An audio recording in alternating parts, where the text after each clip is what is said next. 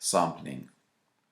Well, sampling is when this is my population I want to do some sort of experiment on, like I want to find the average height of all students that come to this school. Let's call that mu. And I'm going to choose a sample to help me with that. Why would I even choose a sample? Why don't I just use all the students in the population? Surely that would be the best thing to do. And that gives me an exact figure up here. That is absolutely right. So why do we use sampling if I'm going to get the most accurate answer, the accurate answer, by actually taking everyone in my population and working out the average height or whatever it is I'm trying to find? Well, the answer is that we use samples and not the whole population data because very often the population data is not available to us. It's either not available to us immediately, it's going to take some time to get to it. And the problem is when it takes a long time to actually get all the data. If you imagine I'm trying to record the average height of students at this university, and then what happens is that it takes me 2 years to get the data. Well, of course, some students would have graduated, new students would have come in, so the data is not going to, my average height that I come up with is not really going to be accurate in terms of the students that are currently at the school. So there are various reasons. Sometimes it's impractical to actually get all the population data. It may cost a lot of money, may take a long time, and it's prohibitive. For various different reasons, we choose a sample rather than the population. Now we want a randomized sample for this course. We're going to be looking at something called a simple random sample, where everybody in the population has an equal chance of making it into the sample. That's not the only way you can choose a sample. There are many ways you can choose samples, but that's just the way we're going to assume our samples have been chosen. And sample size matters. Imagine I'm trying to estimate the average height of students at this university, and I go out and I choose a sample of one student. Well, if I choose a sample of one student, the possible values for my average height I'm going to get for my sample of one, which I'm then going to use as an estimate for the population figure using inferential statistics. The range of possible values may be from the smallest person, who may be, let's just say for argument's sake, 100 centimeters. I could have picked the smallest person, or I could have picked the tallest person, who is 200 centimeters or 2 meters tall. So my estimate could be anywhere in that range, a very wide range of estimates. If my sample was everybody in the population bar one, so I just left one person out, the value I'm going to get from having such a massive sample, I've got basically everyone in the population, I've just left this one person out here.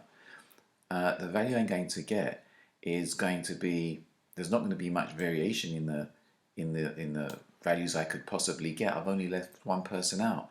Whether I add that person or take them out, it's not going to make much difference in the final answer, especially if it's a big school that has 20, 30, 40, 50,000 students. Leaving one student out is not really going to make much difference to the average, and it's going to be pretty much whatever the actual average is. So when you have a small sample size, you get a very large variation in your estimates of the population figure. When you have a massive sample size, then you're not going to get much variation in the answer. So big samples are better than small samples in terms of accuracy. Now when we pick our sample, it's important that we pick a representative sample. When I'm trying to find the average height of the students at this school, and this I want to find, this is average height for the students, this is all the students at this school. When I choose a sample, I want to make sure that the sample is representative and is not biased, so it's not skewed in one direction. So an example of a biased sample when it's coming to average height is I may say I'm going to take my sample to be the basketball team, the men's basketball team. Now the men's basketball team, if I use them as my sample, it could turn out that the average height for these guys is, I don't know, 190 centimeters tall. And if I was going to use that to infer an estimate for the whole school, you'd probably say that's not a good idea because those guys are a lot taller than everybody else, typically. So this would not be a representative sample. Okay, so we must have a representative sample, and the way we like to choose our sample is, again, it's just simple random sampling where everyone has an equal chance of making it. Everyone in the population has an equal chance of making it into the sample. How do we collect data? Many, many ways of collecting data. You can see design an experiment, can run a survey, do an observational study. An experiment could be something like, I get 2 different brands of cola, and I get people to taste one in an unmarked cup and then taste the other one in an unmarked cup, which seems to be bigger here for some reason. And then I asked them to do the cola challenge. You may have seen that on the TV. So I'm designing an experiment there. I can have a survey, so I can actually ask people what they feel about stuff. So I can ask people how they feel about their experience when they went to buy their coffee from a particular coffee store. Or I can do an observational study, where an observational study I actually sit back and I observe what happens. So I may sit at the entrance to a freeway and see how many station wagons enter the freeway. I can see how many recreational vehicles enter the freeway, how many trucks enter the freeway from that particular entry to the freeway. That's an observational study. But data comes from everywhere. There's a lot of data out there on social media. So a lot of marketing companies actually pay social media companies to give them data about all of us, so they can figure out what our likes and preferences are, so they know what we want, so they can target their ads, they know what to produce. So there's a lot of data out there, and more so than there used to be before. And a lot of it is due to the advancement of social media. So let's look at an example here. How do customers feel about using the internet for online shopping? To find out, a customer experience software company commissioned a nationwide survey of 1,859 US adults who had conducted at least one online transaction in the past year. The findings, reported on businessweek.com 2006, revealed that 1,655 respondents, or 89%, experienced technical problems with online transactions. So what have we got here? This is all the US adults, I take it. That's what they're really referring to. This is my population of US adults.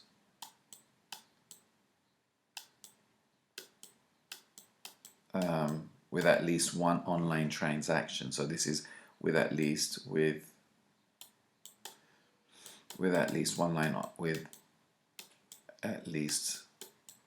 online transaction in the past 6 months. I'm not going to write that all out, but with at least one online transaction in the past year, sorry, not the past 6 months, in the past year. Okay, fair enough. And they don't know what that figure is, but what they've done is they've taken a sample of 1,859, so the sample size is 1,859 adults, and they found out that 89% of them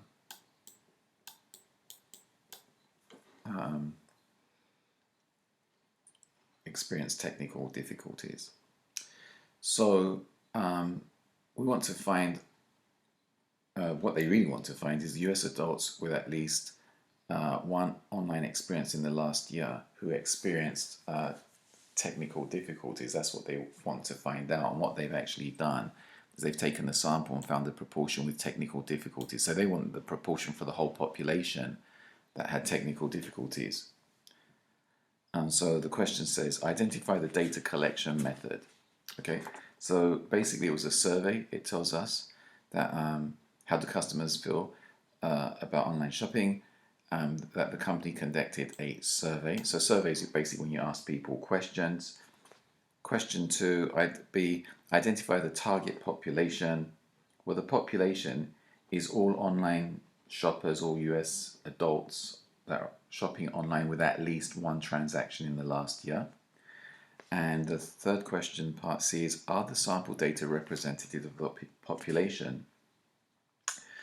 I don't know. The answer is we don't know. We're not really given enough information to figure that out. I don't know. They took 1,859 adults who had conducted at least one online transaction, but I don't know if they're representative of all adults. Maybe they just looked at men that conducted online transactions. Maybe they just looked at women. Maybe they looked at people on a particular platform and not all platforms. Maybe they just looked at people that had an online transaction from Amazon and they didn't consider any other companies where you can buy online from. You can buy online from Walmart or various different places. So we're not really given enough information to know if that is a representative sample. So here are the answers that we just went through. So moving on. So we're talking about samples and about samples being representative. And when a sample is not representative, so you've got your population and you choose a sample, and the sample may not necessarily be representative. We really need it to be representative, but when is it biased? When is it non-representative? There are many different scenarios, but we're going to look at 3 here. So the first scenario when your sample is not representative is when you have something called selection bias. Selection bias means that the sample is made up of people or items, whatever it is that you're looking at, that either had more of a chance of making it in there, into the sample, had less of a chance, or had no chance of actually making it into the sample. So say, for example, I wanted to conduct a survey to find out how people feel about their online shopping experience, but I only asked women. Then clearly the sample's going to be biased because I haven't actually asked any men how they feel. So it's not really representative because a lot of men shop online as well. Another way that the sample may not be representative is non-response bias. So non-response bias is like when data is unavailable or unattainable. But let me give you kind of a more specific example here. It's not only that data's not available, we have to elaborate a bit more. It's if the data that wasn't available had been available and we included it in our sample, then the result would have changed. So an example of this is if I was to have 100 people and I said to them, do you take illegal substances, illegal narcotics? Now, maybe 50% of that sample, 50% of those people, maybe 50 of them did take illegal substances and the other 50 did not. The chances are, when I ask these 100 people, so let's consider that those 100 people in my population, when I asked those 100 people what happened, there may be a whole bunch of them that don't respond. And the ones that don't respond are likely to be the ones that actually take the illegal drugs. So maybe only 50% of people respond. And the 50% of people that respond are the people that don't take illegal drugs. So when I look at my survey, my outcome here for those 50 people suggests that they do not take drugs. So when I extrapolate that for everyone, I say, okay, it looks like nobody takes drugs. But the thing is, the people that did not respond because they did not want to incriminate themselves. But if they had responded, I would have come up with a different conclusion. So that's when non-response bias becomes a problem. If the people that didn't respond, if they had have responded, it would have changed the picture. And then finally we have measurement errors. And measurement errors was basically when you just get it wrong, you don't measure things the right way, you just record things incorrectly. Sometimes people don't understand the question. I may be asking about people's heights, and I say, how tall are you? And one person says 6 because they mean 6 feet, and another person says like 181 because they're talking about centimeters, but they're about the same height. So you have to be very clear on how you ask questions. When you have an ambiguous question, you can actually get measurement errors as well. So let's look at that online example. Some shoppers may have been excluded from the survey for several reasons. Okay, so this is the online example we're looking at just now. We're looking at people that they asked over 1,800 people about their online shopping experience of people that had at least one transaction in the last year. So is there potential bias here? So this is the answer. Some shoppers may have been excluded from the survey for several reasons. They did not see the survey at all, did not have time to respond to it. On the other hand, some people may be eager to respond because they had the most difficulty with online shopping experience. So why do these things happen? A lot of the times when you ask people about a survey, they ask them to answer questions. A lot of the time people just can't be bothered to do it. A lot of the time people will only make the effort to respond to a survey if they had a very bad experience. And if they had an average experience, they're not going to mention it. And sometimes if they had a good experience, they may mention it, they may not. So the non-response bias, a lot of the time the people that do respond to surveys are the people that respond negatively. And so that would kind of be non-response bias being introduced there, because the people that didn't respond, they had an okay experience and they didn't bother responding, and the only people that respond are the people that respond negatively. So that's going to be a biased sample, and it's going to be biased from non-respondents. Okay, let's move on. Local TV company with customers in 15 towns is considering offering high-speed internet service on its cable lines. Before starting the new service, they want to find out whether a customer would pay $50 per month that they plan to charge. A graduate of a business school who works for the company has prepared several alternative plans for assessing customer demand. For each, indicate what, if any, biases might result. So basically, there's 15 towns. They're going to introduce a new internet service, high-speed service. They want to be charging $50 a month, and they want to feel out how people are going to react to this.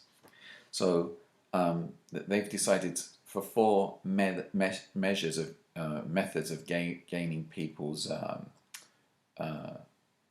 feelings on this. So measure A, put a big advertisement in a newspaper asking people to give their opinions on the company website. So you see an ad, big billboard, and it says, please go to this website and voice your opinions. Any problems with that? Basically, if people don't see that billboard, if they don't drive past or walk past or see it, they're not going to respond. So I guess that's going to be selection bias, and only those people who see the actual ad and feel strongly enough to talk about it are likely to respond. So there'll be non-response bias coming in there as well. The second way of gleaning people's feelings is to randomly select one of the towns and contact every cable subscriber by phone. So the one town that you actually contact, there's 15 in total, may not be representative. So you're excluding, not including the other 14 towns. There may be selection bias there as well.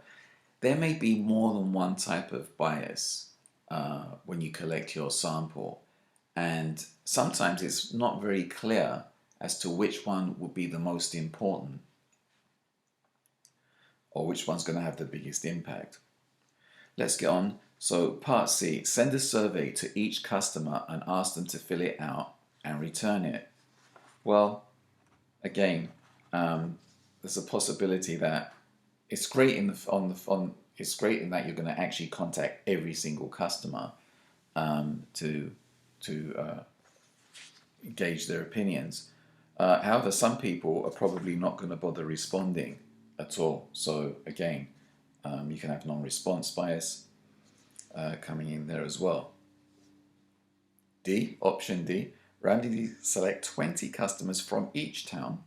So if you're taking customers from each town, you overcome the problems of only looking at one town that we had earlier on with one of the other options. Send them a survey, and they may not respond. That was a problem we also had. Sometimes people just won't respond. But then also follow up with a phone call if they do not return the survey within a week. So that seems like a pretty good option to go with, because you're actually hitting all the different towns to try and get representation from all towns.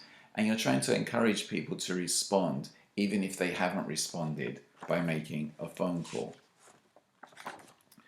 So there are the answers there. So what happens when we use non-random samples anyway? Why are we making such a big deal about it? Is it really a problem? Well, let's look at this. Sometimes samples are incorrect unintentionally. People get it wrong. Their sample's not representative unintentionally. So what's the big deal? It was unintentional. We didn't mean it. There's many examples where things have gone wrong, where they've chosen non-representative samples. For example, 1936, there was a magazine called the Literary Digest. Now, 1936, people were coming off the Great Depression of 1929. So people didn't have a lot of money. They were barely able to survive. Just the basics of life for most people were a chore, were difficult to get to. So the Literary Digest in 1936 was a subscription magazine, and obviously people that could afford to buy this magazine were the people that had a lot of money. Other people didn't have enough money for food, let alone to subscribe to magazines. Now these guys would always do surveys. The Literary Digest would do surveys to figure out who's going to win the next election, and so they did it again for the election that was coming up. And the problem is they actually sampled 10 million people, and they had about 2.27 million respondents. So nearly 8 million people of the 10 did not respond. So straight away, you know you're going to have non-response bias there. But what else did they do? How did they collect their survey? Well, they collected most of the surveys they sent out were to three groups of people. One, their own readers. Their own readers happened to be rich because they could afford to buy this subscription. So maybe that wasn't a representative group. They also sent surveys to car owners. And again, 1936, not many people could afford a car. And they also sent surveys to people that had telephones. 1936, most households did not have a car. So basically, they went to the rich people that subscribed to their magazine, they went to the rich people that owned cars, and they went to the rich people that had telephones in their homes. And at that time, the rich tended to vote Republican, and the poorer people, the working class people, tended to vote Democrat. So basically, they went to Republicans. Their samples made up of Republicans, and the Republicans that they surveyed said the Republicans are going to win. Well, the Republicans didn't win. The Democrats won, and that's because their survey was skewed. They got it wrong. It wasn't deliberate. It was a mistake. But within 2 years, that magazine closed down because of the bad publicity it received from that. And incidentally, someone who did get it right in 1936, who did take a random sample which was representative, it was a guy by the name of George Gallup. And now Gallup polls are still around. So this guy got it right. Representative sample was chosen. He got it right, and you know he went on, and Literary Digest went out of business. And that was unintentional. Now, intentionally, it happens as well. Sometimes people deliberately give misinformation to induce you to do something that you wouldn't ordinarily do. So they may not be lying to you, but they may be not telling you the truth. Sometimes they will lie to you, and they will pick a sample and deliberately skewed sample to get a particular result. And it is unethical. I'll give you one of my own experiences. I called up at one of the big telephone providers, and I had a cell phone providers. I had a very bad experience with them, and they asked me if I wanted to do a survey at the end. And so I clicked yes, one, I will do the survey. So when the survey came up and I gave my responses, they were all very negative. And at the end of the survey, they could see that I was picking the option electronically, which was the worst one, as regarding my experience, because it was a pretty awful experience. At the end of the survey, they said, thank you for declining to take part in the survey. So what they did is they got rid of my response. So then that same company actually advertises how great their customer service is. And they say they've surveyed people, and the people are telling them how great their service is. But the reality is, when they get a negative response, they actually omit it from the data. So their samples are very biased and very skewed. And it is very unethical what they do. So that's intentionally to mislead people. So there's a question here about CSU is contemplating to build a new stadium. To gauge the excitement of students about this idea, the Office of the Dean of Students conducted a survey asking students if they approve of the idea, and the survey was distributed to all athletes in campus or on campus. The response was an overwhelming 99% who are in favor, I guess that's supposed to say, of the idea. So what is that? Is that what was any bias there?